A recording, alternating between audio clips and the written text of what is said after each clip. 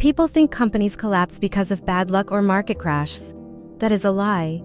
Sometimes, all it takes is one person quietly stepping away and letting everything fall exactly the way it was always going to. My name is Claire Dawson, and for over 2 decades, I held together a logistics empire that moved half the country without anyone ever knowing my name. The day they fired me was the day they unknowingly shut off their own life support. I was never the face of the company, never the one giving speeches or shaking hands with investors. I worked in a dull cubicle buried deep inside the operations floor, surrounded by stacks of paperwork and the constant hum of printers and phones. But that little space was the nerve center of everything. If a shipment made it through a snowstorm, if fuel prices did not crush a route, or if a contract stayed alive during a crisis, it was because I made it happen. For years, the founder, Richard Coleman, understood that. He was not a kind man, but he respected results. We had an unspoken agreement. I kept his network alive, and he stayed out of my way. That balance lasted until the day he stepped down and handed everything to his son, Ethan Coleman. That was the moment things started breaking. Even if no one noticed it yet, Ethan walked in like he had built the company himself.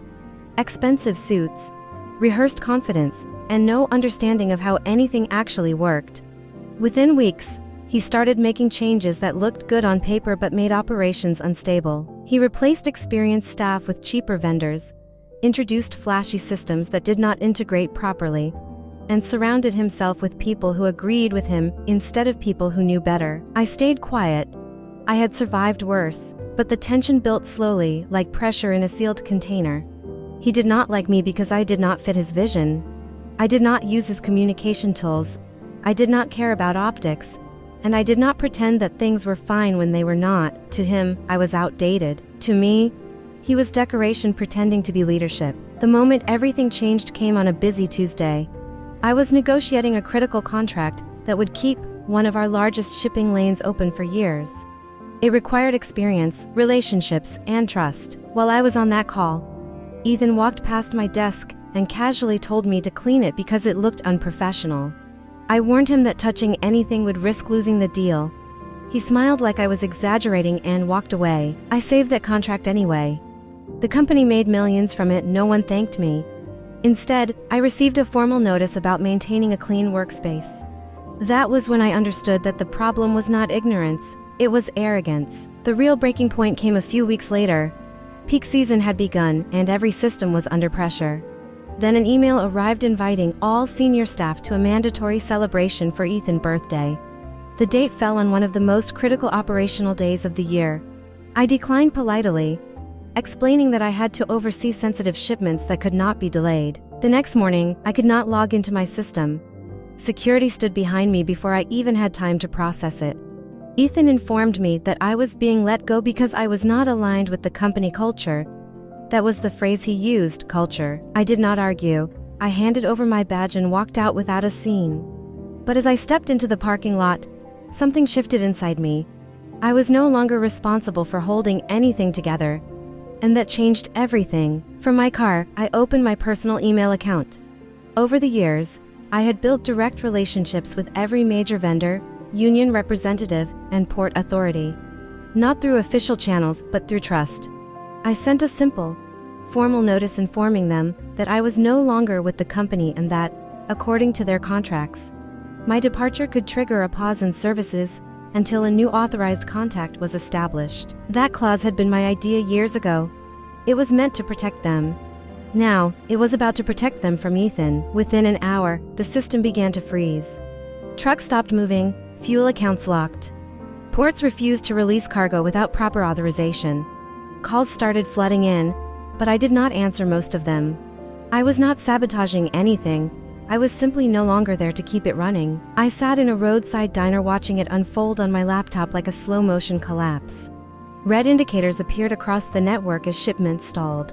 Managers scrambled without understanding why nothing was working. Ethan called repeatedly, demanding access codes and accusing me of sabotage. I calmly explained that I could not legally provide anything after being terminated. He had removed the only person who could authorize everything, and now he had to deal with that reality. Then came the turning point that sealed everything. In his panic, Ethan hired an unqualified driver to move a hazardous shipment that had already been flagged as sensitive. The driver lost control, causing a major accident and a chemical spill. Authorities stepped in immediately. That was not just a delay anymore, it was a full investigation. The company was effectively shut down within hours. By then, I had already made my next move. A competitor had been trying to recruit me for years, and now I accepted. But I did not go alone. I brought the network with me. Vendors, drivers, and partners trusted me, not the company. They followed the person who had always protected their interests. By the end of the day, most of the operational volume had shifted to my new employer. The company I had built from the inside was empty. Later that night, I met Richard. He looked older than I remembered, like the weight of everything had caught up with him in a single day. He asked me to come back, to fix things, to save what was left. I told him the truth. There was nothing left to fix. The damage was already done. What I did offer was a solution.